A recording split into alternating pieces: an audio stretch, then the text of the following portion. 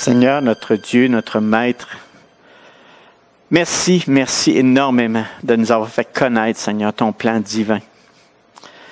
Seigneur, ce matin, on va parler d'un sujet qui est le royaume de Dieu. Possiblement, Seigneur, que pour plusieurs, c'est peut-être flou, peut-être que c'est peut-être pas clair, mais Seigneur Dieu, ce mot-là, le royaume de Dieu, il est tellement important. On l'a chanté tantôt, on l'a loué, Seigneur, avec les choses simples de cette terre, qui dit que ce qui est le plus important dans nos vies, c'est chercher le royaume de Dieu. Et vous aurez toutes choses en dessous, plus que ce qu'on a, Seigneur. Ce matin, par ton Esprit Saint, aide-nous, Seigneur, à bien saisir le royaume de Dieu. Ça a l'air inoffensif, ça a l'air de rien parce qu'on lit ça régulièrement. On l'a presque 160 fois dans les Écritures que Jésus a mentionné lui-même le royaume de Dieu. Et Seigneur Dieu, parfois, moi-même, j'ai été touché par ta grâce de pouvoir voir ce mot-là me sauter au visage pour voir quelle grandeur que ce mot-là porte, le royaume de Dieu. Ouvre nos cœurs ce matin à ta parole. Dispose vraiment nos cœurs, qu'on puisse vraiment le saisir, puis que ce mot ne soit plus vraiment un mot qui est juste un mot.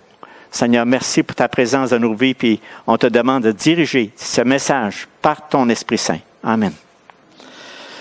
Voilà. Fait que ce que là, vous avez entendu par la prière, que ce que je voulais faire en passant, bienvenue à tous. Là, je parle de ceux qui sont à l'écran, mais même M. Odette et son épouse Guette, ils sont là avec nous autres. Gérald aussi sont là. Fait qu'il y en a 3 de plus qu'on disait tantôt. Fait que, et tous vous autres qui est là au virtuel.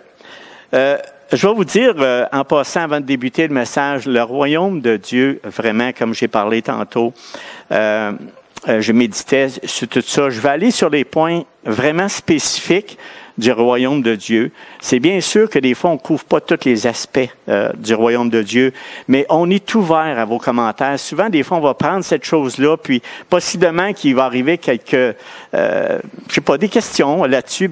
Pourquoi, Gérard, tu parles de ça?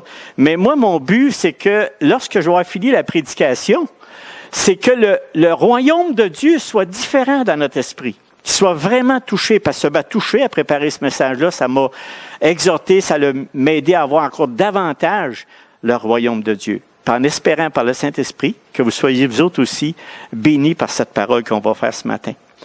Commençons par Marc 1, 14, 15, qui dit ceci.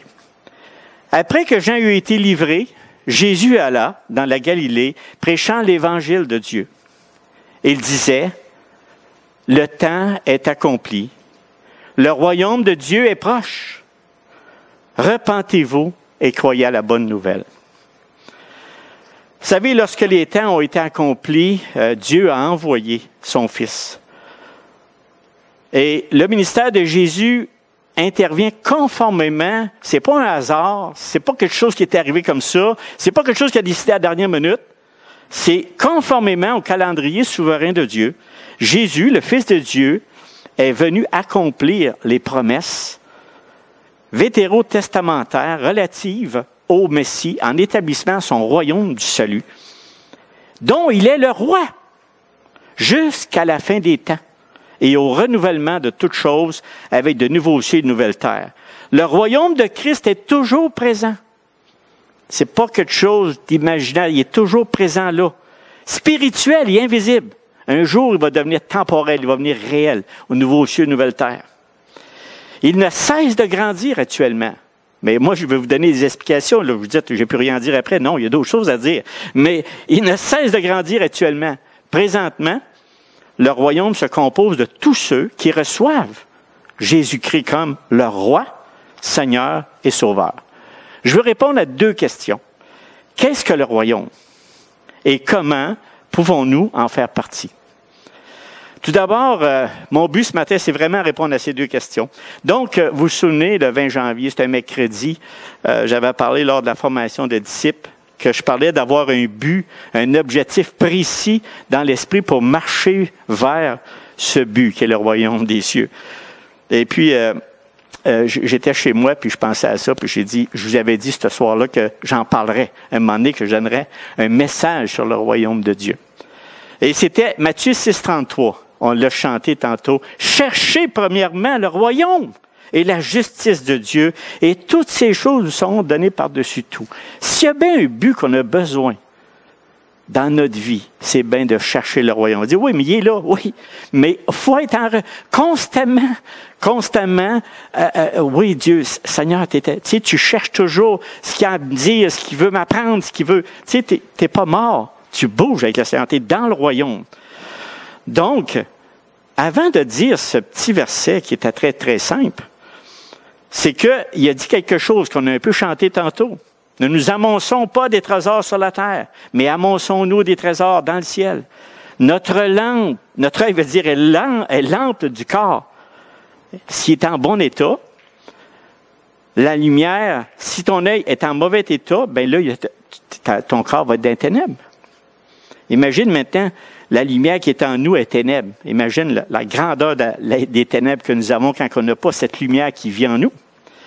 Nul ne peut servir deux maîtres, Dieu et argent, car nous haïrons l'un et aimerons l'autre. On s'attachera à l'un et nous mépriserons l'autre.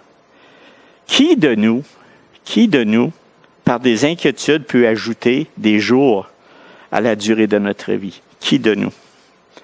Ensuite, le Seigneur nous rappelle comment il prend soin des oiseaux, comme on a si bien chanté, et du lit des champs, même s'ils ne sèment ni ne moissonnent et n'amassent rien à grenier. Et le Seigneur termine en nous disant ceci, au lieu de nous inquiéter sur le manger, le boire et de quoi vous serez-vous vêtus, il nous dit avec autorité, pas une petite, cherchez premièrement le royaume et la justice de Dieu, et toutes ces choses vous seront données par-dessus tout. En d'autres mots, le Seigneur nous dit, parmi toutes les options que nous avons, toutes les choses que nous pouvons rechercher et qui peuvent nous occuper, nous devons chercher premièrement les choses de celui à qui nous appartenons. Je le répète, mais on a besoin de le comprendre, de le saisir. C'est la priorité par excellence du chrétien. C'est notre priorité, c'est notre but ultime. Vraiment. Une priorité divine composée de deux parties, le royaume de Dieu et la justice de Dieu. On va parler principalement aujourd'hui du royaume de Dieu. Courir vers un but que nous connaissons. Imaginez, comment courir sur quelque chose qu'on ne connaît pas? Il y a un but là. Quand Paul dit « je cours vers le but », mais Paul connaissait le royaume de Dieu. Il connaissait le but à atteindre. Mais nous, si on ne connaît pas ce que c'est le royaume de Dieu, comment courir après ce but? Comment avoir ce but dans notre tête? On n'a aucune motivation si nous ne voyons pas clairement un but à atteindre. C'est simple, là. Mais c'est pour ça, ce matin, que je veux vraiment vous sensibiliser au royaume de Dieu. Vraiment dire, c'est quoi le royaume de Dieu? Frères et sœurs, quand vous lisez ce verset, et bien d'autres versets qui a le mot royaume de Dieu, cherchez le royaume de Dieu. Le royaume de Dieu est proche. Le royaume de Dieu est donc venu vers vous. Joseph d'Arimathée attendait aussi le royaume de Dieu. Tu n'es pas loin du royaume de Dieu. Entrez dans le royaume de Dieu. C'est toutes des choses que vous pouvez lire ici et là dans les Écritures. Mystère du royaume de Dieu. Prêchez le royaume de Dieu. Annonçant la bonne nouvelle du royaume de Dieu. Ah, puis encore, il y en a 160 que Jésus a prononcé, comme je disais dans ma prière. Donc, quand on lit et entendons ces choses, à quoi pensons-nous? À quoi pensez-vous? Moi, j'ai écouté certaines petites choses là-dessus sur le royaume de Dieu, puis c'est vraiment spécial, les idées farfelues. Eh bien, des idées. Farfelues peut-être, mais c'est mieux d'avoir la vérité que d'avoir des choses qui ne sont pas là. Qu'est-ce qu'on pense vraiment du royaume de Dieu? Je vous laisse répondre dans votre esprit, mais je vais en nommer quelques-uns. C'est le ciel. C'est le règne de Dieu maintenant et à venir, pas trop loin. C'est l'Église. C'est le règne de Dieu à venir seulement. Pas là, plus loin. C'est la vie après la mort. C'est Jésus, le Fils de Dieu. J'aime bien le dernier. C'est Jésus, le Fils de Dieu, le Maître, le Roi du royaume de Dieu. Mais j'aimerais nommer d'autres choses parce qu'on entend des choses aussi de d'autres dénominations qui dit quelque chose comme « Nous avons été appelés à bâtir le royaume ». Tenez-vous bien. Nous avons été appelés à bâtir. On parle de la congrégation, de la domination. Nous allons introduire ou faire entrer le royaume. parce que j'en ai des dominations que je pourrais vous nommer, mais je ne veux pas discréditer rien, là, mais nous allons faire entrer le royaume. C'est nous autres, les humains, là. Nous allons établir, démontrer la réalité du royaume. Ça, c'est des choses, des fois, qu'on entend. Retenez pas ça, hein. Nous allons aider à la croissance du royaume. Il faut le faire. Mais c'est des choses qu'on entend dans ce monde. Et là, on va tous voir la vérité là-dessus. Comment aider Jésus-Christ, le roi, à faire de la croissance de son royaume. On va tout dire ça. Mais retenez pas ça, je vous le dis, c'est des choses qui sont pas correctes. Comme vous allez le voir tout au long de la prédication, seul le roi du royaume de Dieu, Jésus-Christ, peut bâtir le royaume. Faire entrer quelqu'un dans le royaume. Démontrer la réalité du royaume, ainsi que la croissance du royaume. Il n'y en a rien qu'un, c'est lui. Il n'y en a pas d'autre. Maintenant, je vais répondre à plusieurs questions sans dire nécessairement un de l'autre. Qu'est-ce que le royaume de Dieu? Qui est le roi de ce royaume? Qui contrôle le royaume de Dieu? Est-ce qu'il est toujours actif aujourd'hui? Quelle différence qu'il y a entre l'Église et le royaume? Quelles sont les bénédictions du royaume? Et finalement, comment pouvons-nous entrer dans le royaume? Qu'est-ce que le royaume de Dieu? C'est une question, mais j'ai à peu près comme 4 ou 5 sous-questions pour dire qu'est-ce que le royaume de Dieu. Premièrement, le royaume de Dieu dans l'Ancien Testament. Là, il y en a qui vont dire, bon, OK, c'est vrai que le royaume de Dieu, quand Christ est arrivé, ça partit avec Jésus. Mais j'aimerais quand même exprimer que dans le royaume de Dieu, dans l'Ancien Testament, les expressions royaume de Dieu, royaume des cieux ne sont pas utilisées nulle part dans l'Ancien Testament. On les retrouve seulement dans le Nouveau Testament. Mais même si ces expressions ne sont pas dans l'Ancien Testament, cela ne veut pas dire qu'elles n'existaient pas. Depuis le commencement de la création, c'est évident que Dieu avait l'intention de confier à l'humanité le règne sous sa propre autorité. Regardez dans la transmission de sa loi à la nation d'Israël, par exemple.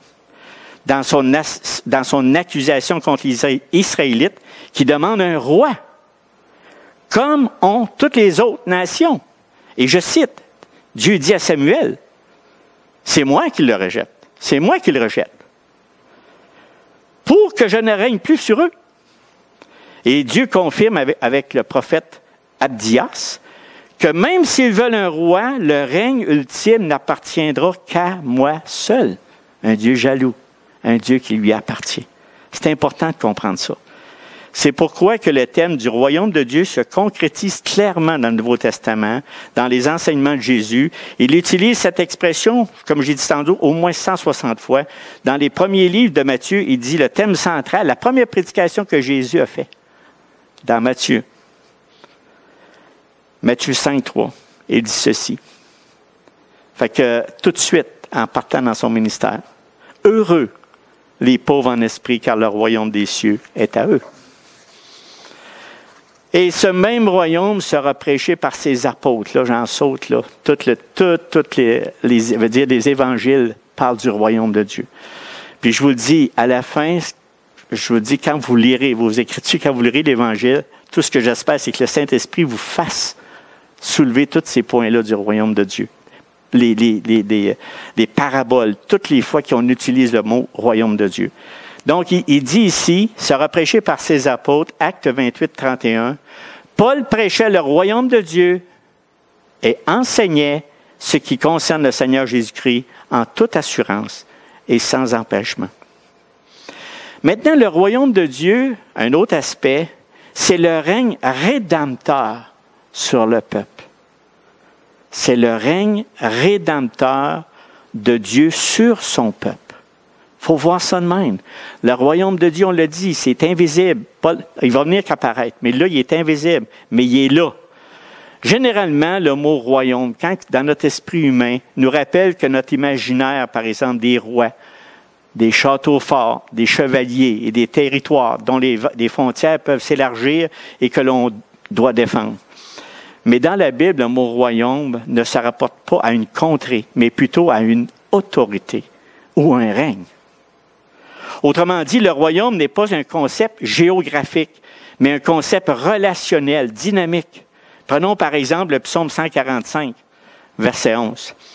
Dans lequel David exprime la puissance et la bonté de Dieu en parlant du royaume, que ses fidèles serviteurs le béniront comme suit, et je cite, « Ils diront la gloire de ton règne, et ils proclameront ta puissance. » Et au verset 13, il dit, « Ton règne est un règne de tous les siècles, et ta domination subsiste dans tous les âges. » Quand David parle du royaume de Dieu, il ne fait aucune référence à une contrée possédant des frontières géographiques définies, mais à la puissance et à la domination de Dieu.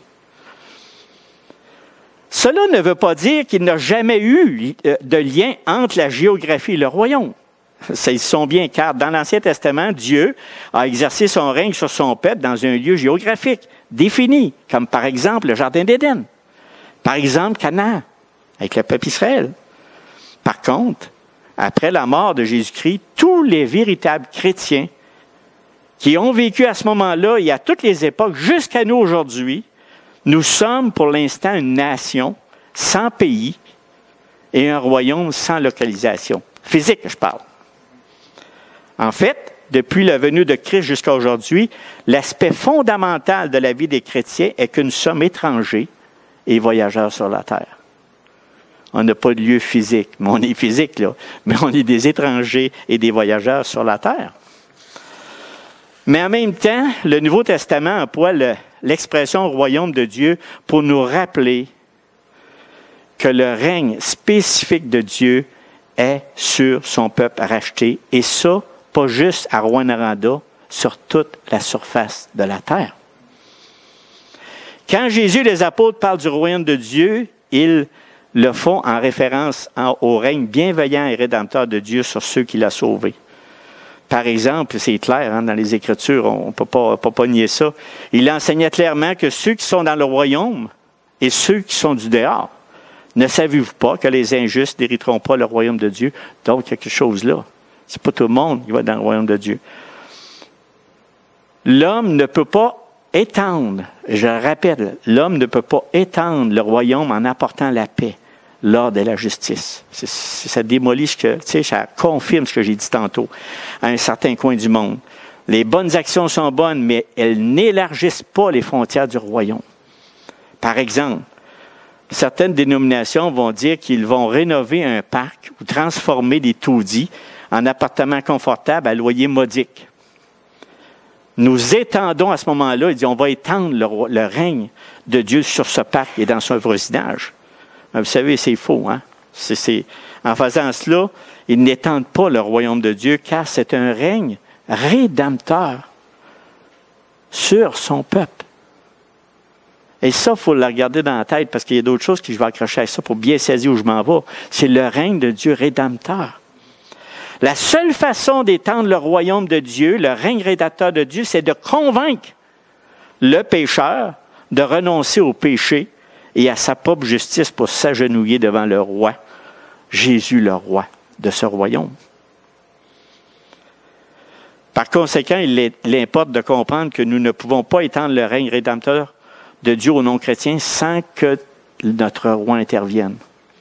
Puis vous savez, hein, quand vous parlez de ce royaume-là à des gens, des non-convertis, ça a l'air complètement insensé, un peu fou. On est bien là, on mange, puis on dort, puis ça va bien, puis on a de la nourriture, puis ça marche. C'est pour ça que je vous dis que ça prend un miracle. Ça prend un miracle de notre roi dans son cœur. Donc, bien entendu, nous pouvons, par exemple, montrer au monde incroyant certains aspects présents et futurs du royaume. C'est notre rôle. En tant qu'enfant de Dieu, en tant que personne qui comprend ce royaume, grâce à notre roi qui nous l'a mis sur notre cœur, on peut en parler. On est des êtres là, qui, sans même parler, ils peuvent voir comment on agit. Nous pouvons témoigner aussi certains aspects présents et futurs du royaume. On peut témoigner son existence et de ses caractéristiques. C'est pour ça qu'on en parle ce matin, du royaume de Dieu. Puisque le royaume consiste en une relation entre le roi et ses sujets, nous ne pouvons pas inclure dans le royaume de Dieu des gens qui ne se soumettent pas à son règne. Et vous allez voir, au fur et à mesure, vous allez voir dans ma chronologie du message, on va avoir une conclusion à tout ça. Puis non, tu ne joues pas avec le royaume. Tu ne fais pas ce que tu veux avec l'autre. Tu peux bien croire que tu es dans le royaume, mais il y en a un qui décide. Donc, ceux qui ne se soumettent pas au règne de Dieu, c'est-à-dire à la souveraineté de Dieu, à son Fils Jésus-Christ, ben, ils n'en font pas partie du royaume. C'est seulement par la foi en ce roi qu'une personne peut être transportée de la puissance des ténèbres au royaume du Fils. Et il y a une écriture qui est claire ici, Colossiens 1,13, qui nous dit clairement, il nous a délivrés de la puissance des ténèbres et il nous a transportés dans le royaume de son Fils bien-aimé. Donc, on part dans quelque part d'un royaume de ce monde à un royaume invisible, contrôlé par notre roi, qui est Jésus-Christ. Vraiment. Il nous transporte dans le royaume de son Fils bien-aimé. Gloire à Dieu. Gloire à Dieu. Quand je réfléchis puis je médite à ça, je dis merci Seigneur, jamais je n'aurais pu faire ça de moi-même. Même si un non-chrétien vit dans une société aussi juste et bonne que possible, la Bible affirme qu'à moins de venir au Christ, il n'y a aucune part dans le royaume du Fils. Il n'y a aucune part. Le non-chrétien vit encore captif sous l'autorité des ténèbres. Même si cette prison paraîtrait douillet, puis ça va bien, puis ça fonctionne. Maintenant, le royaume de Dieu, c'est le règne de Jésus, le Messie. C'est un peu le central de mon message, vraiment. Quand je dis central, c'est là que ça a déboulé, là, dans le cœur. Là. Je voulais quand même faire un fond. Le royaume appartient à la domination de Jésus, clairement. C'est le roi. J'aime l'expression du roi. Le roi de ce royaume, le Fils de Dieu, qui est là en pleine puissance. Je vais vous en dire assez, de convaincu que c'est extraordinaire quand je le lis maintenant, le royaume de Dieu prend beaucoup d'ampleur. C'est le royaume de son Fils bien-aimé. C'est lui qui a le contrôle, qui a le plein contrôle, pas un homme, hein? Je serais bien un homme, ça ne marche pas. Ça prend un Dieu, le Fils de Dieu, pour avoir le contrôle sur ce royaume. Donc ici, ce n'est pas un hasard. Jésus l'appelle mon royaume. Le royaume de Dieu est gouverné par un seul médiateur entre Dieu et les hommes. Le Christ Jésus, homme, le Messie, 1 Timothée 2,5. Car il n'y a un seul Dieu et aussi un seul médiateur entre Dieu et les hommes, Jésus-Christ, homme. Et j'aimerais, là j'ai fait un peu une folie dans mes mots ici, mais parce que je voulais vraiment ancrer dans notre esprit ce que je méditais depuis plusieurs jours. Quand on dit chercher premièrement le royaume, pensez à Jésus-Christ. Pensez à Jésus-Christ. Pas juste lire le mot royaume de Dieu. Pensez à Christ. Puis tout ce qui suit autour. Vous allez voir que le royaume de Dieu prend une ampleur. Le royaume de Dieu est proche. Pensez à Jésus-Christ. Le royaume de Dieu est donc venu vers vous. Le royaume de Dieu est venu vers vous. Pensez à Jésus-Christ. J'attendais d'Arimathée. C'est-à-dire Joseph d'Arimathée attendait aussi le royaume de Dieu. Pensez à Jésus-Christ. Tu n'es pas loin du royaume de Dieu. Pensez à Jésus-Christ. Pas juste le lire, pensez à Jésus-Christ, notre Maître, notre Roi. Entrez dans le royaume de Dieu. Pensez à Jésus-Christ. C'est lui. C'est toujours lui. On le met dans notre soupe. Partout. Je le dis, il n'est pas bien, là, Gérard, mais il faut le voir comme ça. Mystère du royaume de Dieu. Pensez à Jésus-Christ. Prêchez le royaume de Dieu. Pensez à Jésus-Christ. C'est parce que des fois, on utilise toutes sortes de paroles dans les Écritures, puis on pense que c'est de nous. On dit que pense à Jésus-Christ, mon Gérard. Pense à Jésus-Christ. C'est lui qui t'a donné le pouvoir de faire ce que je te dis. C'est lui qui a l'autorité. Je ne suis pas grand-chose dans ça, moi, là. Annonçant la bonne nouvelle du royaume de Dieu. Pensez à Jésus-Christ. C'est lui le Maître. Dans toutes les paraboles au sujet du royaume de Dieu, voyez Jésus-Christ, le roi du royaume, en action. Par exemple, le seul ayant l'autorité à bâtir son royaume. Regardez la parabole de la semence. Marc 4, 26, 29. Pour ça, j'ai dit, on passe à Jésus-Christ. Le seul ayant l'autorité à faire entrer une personne dans son royaume. Pensez à l'habit de noces. Lisez Matthieu 12, 22, 1 à 14. Le seul ayant l'autorité à démontrer la réalité de son royaume à une personne, le trésor caché. Matthieu 13, 44. Ça va vous sauter aux yeux. Parce que c'est Christ qui est en arrière de tout ça. C'est son royaume. Ce n'est pas un mot au hasard. C'est son royaume. J'exagère-tu? C'est le royaume de Dieu. Le seul ayant l'autorité à la croissance de son royaume, c'est le grain de sénévé. Bien, c'est un exemple. Je suis en train de vous dire, si vous lisez les grains de sénévé de Marc 4, 30, 34, vous allez voir ressortir l'œuvre de Jésus-Christ dans son royaume. C'est ça que je veux dire par les exemples que je vous donne, par les paraboles. Ça a tout un autre sens. L'idée que Jésus est le roi promis nous préserve à elle seule d'un grand nombre d'erreurs. Bien souvent, des fois, il y a des paraboles, il y a des choses qui sont dans les Écritures. Et quand tu n'as pas ça dans l'esprit, que le royaume de Dieu, c'est le roi, Jésus-Christ qui est en arrière de ça, bon, on part sur une ploune, sur quelque chose qui ne tient pas debout, qui ne tient pas dans les Écritures. L'effet de savoir ça, elle nous garde de penser qu'il existe plusieurs chemins vers le royaume de Dieu. Il n'y a rien qu'un chemin. Rien qu'un. Jésus-Christ est le chemin, la vérité et la vie. Le seul. En réalité, la personne de Jésus est incontournable. Le mandat rédempteur de Dieu est exercé exclusivement et entièrement par Jésus, comme il l'affirme lui-même. Nul ne vient au Père que par moi. Personne ne peut se contenter de prétendre qu'il croit en un Dieu ou aime Dieu et penser par le fait même qu'il est son règne s'il ne croit pas au Fils de Dieu qui est le roi du royaume de Dieu. Avec le plein pouvoir et la pleine autorité de son Père. C'est pas rien. Pierre confirme ceci dans Actes 2, 36. Que toute la maison d'Israël sache donc avec certitude que Dieu a fait Seigneur et Christ, ce Jésus que vous avez crucifié. C'est pour cette raison que dans Actes 2, 42, il dit il n'y a de salut en aucun autre, car il n'y a du soleil aucun autre nom qui a été donné parmi les hommes par lequel nous devrions être sauvés. Donc le règne de Dieu, c'est le règne de Jésus. Et la voie vers ce royaume passe par la soumission au roi. Maintenant, regardons, le royaume de Dieu est manifesté par le temps présent par l'Église. L'Église a leur rôle, mais il faut l'expliquer aussi qu'est-ce qu'il fait dans le royaume de Dieu. Le Seigneur a écrit les clés du royaume de Dieu. L'autorité de ce royaume et le droit d'agir en son nom sont confiés par le roi. C'est lui qui a dit, je vous donne les clés de ce royaume. Il a donné ça à l'Église. Sont confiés par le roi à l'Église pour le siècle présent. Et c'est pour ça qu'il est toujours en action. Pour les gens non-croyants, ils voient la puissance de Dieu, le royaume de Dieu en action. Par nous.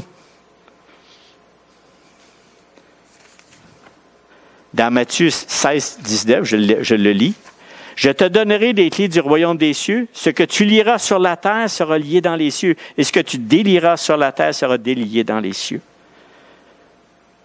Il n'a pas donné ça à un gouvernement, ni à un roi quelconque, ni au pape, ni à aucun autre dirigeant, mais à l'Église. Et là, soyez pas insultés parce que je n'ai pas pris ça dans les airs, parce que dans les Écritures, il dit, j'ai appelé les personnes viles de ce monde.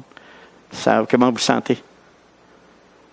Il a appelé, mes frères et sœurs, les choses viles de ce monde. Et je lisais quelque chose. Il disait, c'est un auteur que j'ai pris dans un commentaire. Il dit, il a donné, c'est l'Église à cette bande de pécheurs miteux, je trouvais ça vraiment drôle pour vous en partager, discutailleurs, égoïstes, qui ont du mal à être saints, mais qui sont glorieusement pardonnés. Fait que, ce que je veux dire, c'est que ça m'a toujours impressionné quand je lisais les Écritures, j'ai appelé les choses viles de ce monde, puis, tu sais, je veux dire, ben, Seigneur, t'en as pas trop mis, mais écoute, c'est lui qui le sait, puis c'est lui qui fait son royaume, et c'est lui qui appelle qui il veut, puis c'est comme ça qu'on est.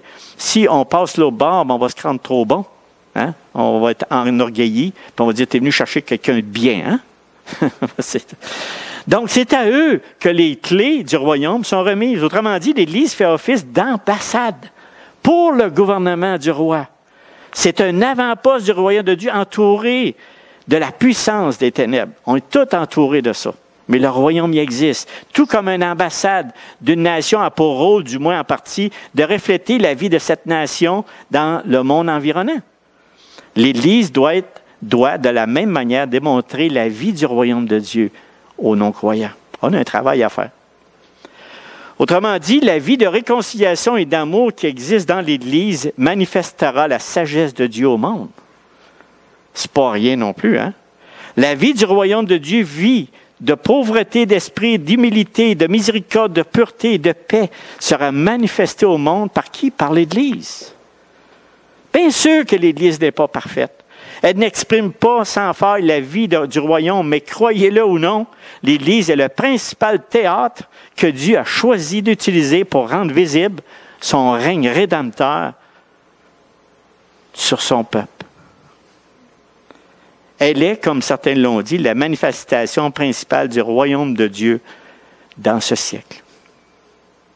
Et puisque le monde voit cette Église du royaume, il répond, l'Église fait plus que manifester le royaume, elle en témoigne, comme on fait là. Que celui qui a des oreilles entende, que celui qui entend. J'espère que votre foi est fortifiée par l'Esprit Saint dans vous autres, qu'on appartient à un royaume qui n'est pas en défaillance, mais un royaume qui est vainqueur. Qui est vainqueur. En conséquence, nous pouvons affirmer que le royaume de Dieu constitue son règne rédempteur en la personne de son Fils Jésus. La mission, le Messie plutôt, a fait éruption dans le présent siècle, mauvais et paraît d'une manière visible.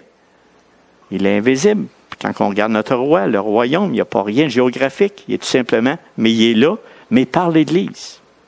Et là, j'aimerais vraiment spécifier quelle est la relation entre l'Église et le royaume de Dieu. Quelle différence qu'il y a entre l'Église et le royaume de Dieu? Il y a une différence. J'espère que vous allez bien saisir ça. Le royaume est d'abord le règne ou l'autorité royale. Ça, c'est, j'ai pris ça, c'est une source d'un monsieur, je voulais dire l'auteur, là, Georges Lade. Le royaume est d'abord le règne ou l'autorité royale dynamique de Dieu et, de façon dérivée, la sphère dans laquelle s'exerce cette autorité. En langage biblique, le royaume ne s'identifie pas avec ses sujets. Ils sont le peuple du règne de Dieu, ils y entrent, ils vivent sous son autorité et sont gouvernés par elle. L'Église est la communauté du royaume, mais jamais le royaume lui-même. Vous m'avez compris? Les disciples de Jésus appartiennent au royaume, comme le royaume leur appartient, mais ils ne sont pas le royaume. Le royaume est le règne de Dieu. L'Église est une société humaine. C'est nous qui formons l'Église. Chacun de nous, mais on est dans le royaume. Vous allez voir. Pourquoi c'est important de comprendre la différence entre les deux? Parce qu'en tant que véritables chrétiens, nous avons besoin de bien connaître la différence afin de bien comprendre notre identité. Notre identité face à l'Église. Parce que ce sont les personnes qui composent l'Église, qui est nous. Puis notre identité face au royaume de Dieu, en tant que chrétien, notre identité en face du royaume de Dieu, c'est en tant que chrétien qui vit dans le royaume, nous sommes complètement sous l'autorité du roi Jésus-Christ. Pourquoi je fais une nuance? Parce que des fois, on dénigre les églises, puis ce n'est pas toutes les églises qui appartiennent au royaume. OK? C'est drôle de dire les églises parce que c'est vraiment une chose individuelle, une chose relationnelle avec le Christ, ce qui fait toute la différence. Je répète, notre identité face au royaume de Dieu, en tant que chrétien qui vit dans le royaume, nous sommes complètement sous l'autorité du roi. C'est pour ça que si on fait partie du royaume, parce que l'autorité du roi est sur nous, on n'a pas d'excuses. On ne peut pas refuter les dirigeants d'Église. On ne peut pas parler de rien de ça, ni les dénominations. Je vais donner 5 aspects particuliers qui clarifient la relation entre le royaume et l'Église. L'Église n'est pas le royaume, car Jésus et les premiers chrétiens prêchaient que le royaume de Dieu est proche, et non que l'Église est proche. Voyez-vous la nuance? Et ils prêchaient la bonne nouvelle du royaume, et non la bonne nouvelle de l'Église. Le royaume, deuxième point, le royaume crée l'Église. Car quand les gens entrent dans le royaume, ils rejoignent la communauté humaine de l'Église. L'Église témoigne du royaume, troisième point, car Jésus a dit, cette bonne nouvelle du règne de Dieu sera proclamée dans le monde entier. L'Église est l'instrument du royaume, car le Saint-Esprit, manifestant la puissance du royaume, agit à travers les disciples pour guérir les malades et chasser les démons, comme il l'a fait pendant le ministère de Jésus. C'est un instrument du royaume. L'Église est la gardienne du royaume, car les clés du royaume de Dieu ont été confiées à l'Église. On l'a lu tantôt. Par conséquent, c'est important de reconnaître qu'il existe une étroite relation entre le royaume de Dieu et l'Église. Il ne faut pas séparer ça comme un gâteau, mais on a quand même une existence. Mais quand même, je voulais vraiment qu'on regarde le royaume de Dieu comme quelque chose de vraiment spécial, qui est le roi divin, c'est le roi qui est le Fils de Dieu, puis qu'on voit ce royaume-là qui est en place partout sur cette planète, contrôlé par Dieu. Est-ce qu'on en fait partie? Est-ce qu'on veut faire partie de ce royaume? Il existe une étroite relation entre le royaume et Dieu. Quand l'Église annonce la bonne nouvelle du royaume, les gens entrent dans l'Église et commencent à recevoir les bénédictions du règne de Dieu dans leur vie. Nous pouvons proclamer, rejeter, hériter, posséder le royaume y entrer, mais c'est Dieu et lui seul qui l'établit et l'introduit. Lui seul peut réconcilier toute chose avec lui-même par Christ. Donc, il y a tout un travail en arrière de ça du royaume de Dieu. Puis l'Église, elle est dedans. Puis c'est nous, l'Église. Le royaume de Dieu se manifeste à travers l'Église de 7 manières. Le règne de Dieu a fait venir par éruption. Par exemple, il est déjà là, puis il n'est pas encore là. J'ai des écritures qui vont aller là, mais il est déjà là, c'est-à-dire le royaume, le règne de Dieu, puis il n'est pas encore tout établi. Mais il est toujours sous l'autorité du roi Jésus-Christ. J'ai une petite note de Jean Calvin ici sur la royauté de Jésus-Christ. Et là, ça devrait vraiment nous encourager, l'Église, là. Dieu promet qu'il protégera et gouvernera son Église par la main de son Fils. Ça, on doit avoir ça dans l'esprit. Même si l'Église de Christ subit des révolutions confuses, continuellement agitées par des tempêtes et des tourbillons épouvantables qui la menacent de perdition, rappelons-nous, mes frères et sœurs, que Christ, le Fils de Dieu, a reçu de son Père un pouvoir durable, solide, qu'il est une forteresse qui assure la permanence de l'Église. On a-tu un maître qui nous tient dans les mains? Vraiment. Puis même David a écrit dans le psaume 2, 1 à 5, il dit « Il se moque ouvertement de l'audace de ses ennemis, qui s'efforcent de rompre le joug de Dieu et de son Christ. Il dit que c'est en vain que les rois et les peuples s'agitent, car celui qui siège dans les cieux est assez fort pour mettre un terme à leur violence. » Par ces mots, le psalmiste exhorte les fidèles à prendre courage quand ils verront que l'Église est opprimée, parce elle a un roi qui la gardera. Vraiment. Est-ce qu'on y croit? J'espère que je n'ai pas mélangé l'Église et le royaume, tout va. Il est impossible, la conséquence de ça, c'est qu'il est impossible que le diable, avec tout son équipement, son arsenal et toutes les ressources de ce monde, efface l'Église qui est fondée sur le trône éternel de Christ. Impossible. Fait que la vraie Église va rester, celles qui la composent, ils peuvent s'appuyer sur ce roi qui est solide et ferme. Ainsi, Christ affirme que son royaume n'est pas de ce monde, afin que notre espérance soit fondée dans quoi? Dans les cieux, qui est écrit ici, « Mon royaume n'est pas de ce monde. » Répondit Jésus, « Si mon royaume était de ce monde, mes serviteurs auraient combattu pour moi, afin que je ne sois pas livré aux Juifs. Mais maintenant, mon royaume n'est point d'ici. » Bref, lorsque chacun de nous comprend que le règne de Christ est spirituel, rien que le son de ce mot doit nous transporter d'espérance en une vie meilleure et nous assurer que, puisque nous sommes désormais sous la protection de Jésus-Christ, on va en recevoir le fruit dans le siècle à venir, ou même dans... Mais on a des fruits encore de ça. Et j'aimerais vous parler quelques minutes sur les bénédictions du règne spirituel de Christ. Il faut se rappeler dans les bénédictions du règne spirituel de Christ, c'est que la nature et l'utilité du règne de Jésus-Christ ne peut être compris par nous que si nous considérons comme ce règne spirituel. Souvent, des fois, on va s'attendre vraiment vraiment à des choses extérieures, des avantages extérieurs, puis une joie paisible, des richesses, des loisirs agréables, des plaisirs que la nature humaine cherche. Mais mes frères et sœurs, c'est pas ça. C'est pas ça qu'on l'a chanté tout à l'heure. On l'a chanté tantôt. Là. Le royaume de Dieu, c'est pas ce qui est sur cette terre. Ne soyons pas inquiets. Il ne faut pas chercher ces choses-là. Notre condition misérable tout au long de notre vie présente, on en a des conditions, on passe notre temps à batailler sous la croix de Jésus-Christ. Mais une chance qu'on a un sauveur, un maître qui nous tient dans la main et qui nous donne cette force. Donc, Jésus procure et accorde aux siens tout ce qui est nécessaire au salut de nos âmes. Tout ce qui est nécessaire, tout ce qu'on a besoin. Il nous équipe, il nous arme pour opposer une puissance invisible aux assauts des ennemis spirituels. Cela nous apprend qu'il règne pour nous plus que pour lui, aussi bien au-dedans qu'en dehors. On n'a pas besoin d'être inquiet. Il nous enrichit de dons spirituels qui nous font naturellement défaut.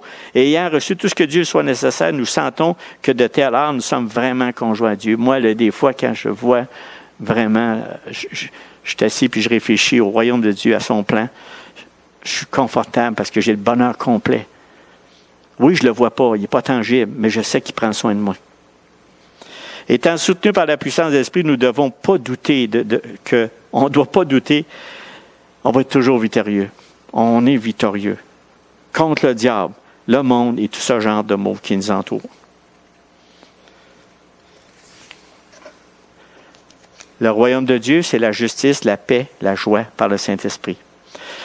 Vous savez, nous avons beaucoup à apprendre en quoi profite le règne de Christ. Ce règne qui n'est ni terrestre ni charnel, c'est-à-dire sujet à la corruption, mais spirituel, nous élève et nous introduit à la vie éternelle. Donc, on a un but. Chercher constamment le royaume de Dieu, le roi. Chercher constamment. Avec cette pensée constante dans l'esprit, nous supporterons avec sérénité et patience le cours de cette vie avec nos misères. Avec la faim, le froid, la maladie, les mépris, les opprobres et toutes sortes de douleurs et d'ennuis. Quand ça arrive, regardons au royaume. Regardons notre roi Jésus-Christ, notre Sauveur.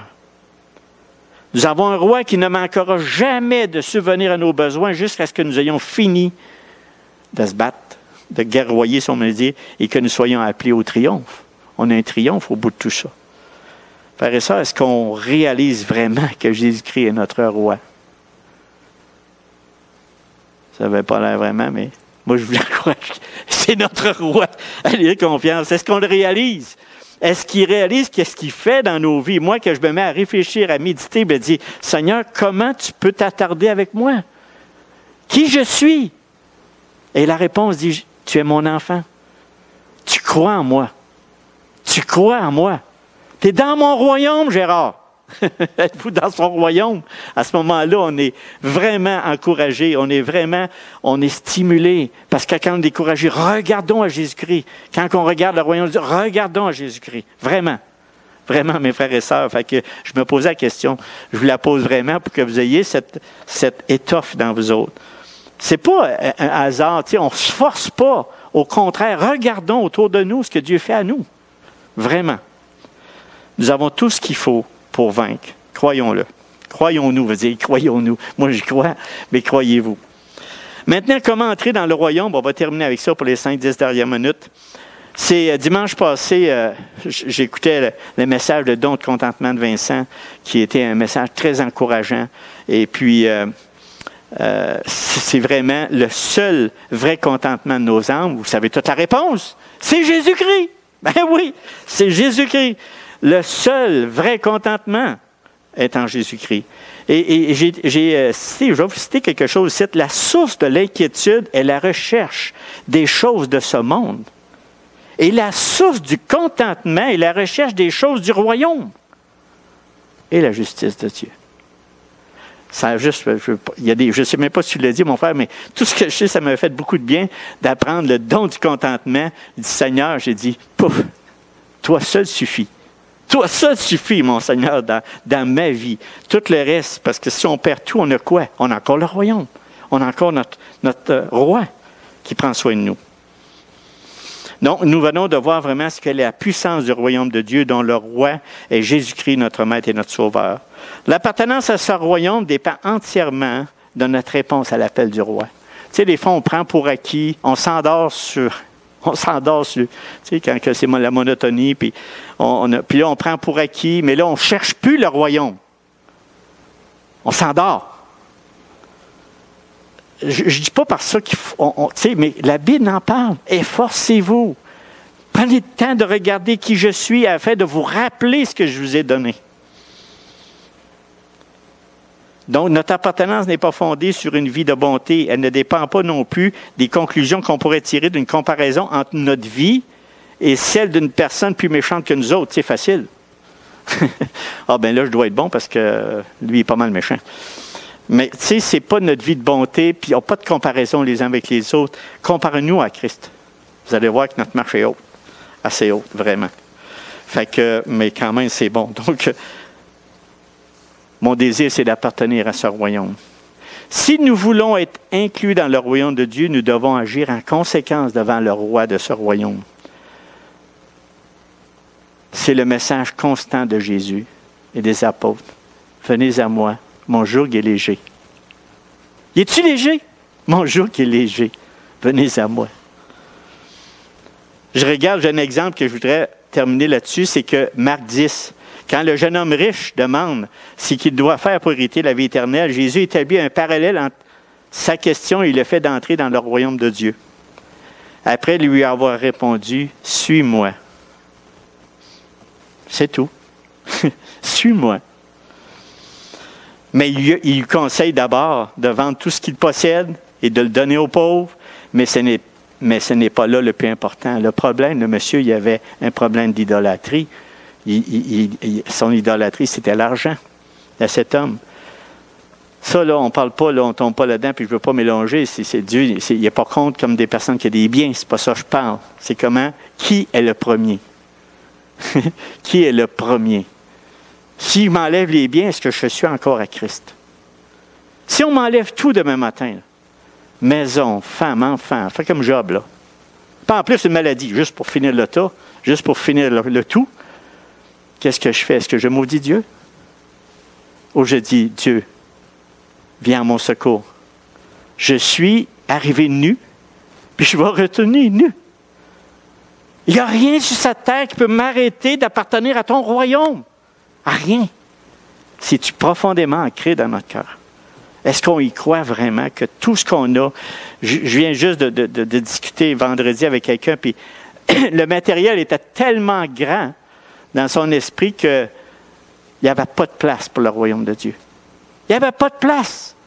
Oh, j'ai pas le temps, là, hey, j'ai d'autres choses à faire. Mais savez-vous, on va tous mourir. Et on va être obligé de laisser nos biens à notre succession.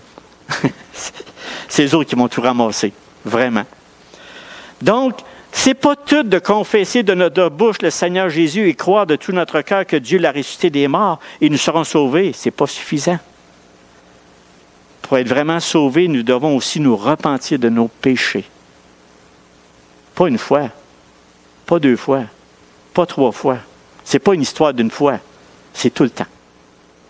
Seigneur, viens à mon secours car j'ai péché devant ta face, même si je suis dans le royaume. Mais il est tellement compatissant parce qu'il pardonne nos péchés. Repentez-vous, que chacun de vous soit baptisé au nom de Jésus-Christ pour le pardon de vos péchés. Ça nous prend une repentance. Ce n'est pas juste de croire en Jésus, mais regardons notre vie. Regardons notre vie par rapport au royaume de Dieu. Est-ce que ce roi qui contrôle ce royaume nous éblouit? Est-ce qu'il nous attire? Est-ce que c'est notre but? Est-ce qu'on cherche le royaume de Dieu plus que toute chose qu'on a sur cette terre? C'est ça qu'il faut se poser comme question, vraiment. Donc, une petite phrase que je veux terminer avec le message. J'espère que le royaume de Dieu, pour vous autres, a pris toute une ampleur. Vous m'en donnerez des nouvelles. Vous dites, hey, le royaume de Dieu, quand je l'ai lu, ça a quelque chose de plus que j'espère. Mais moi, je ne suis pas Dieu. Saint-Esprit va s'occuper de vous autres pour vous amener plus loin dans la réflexion.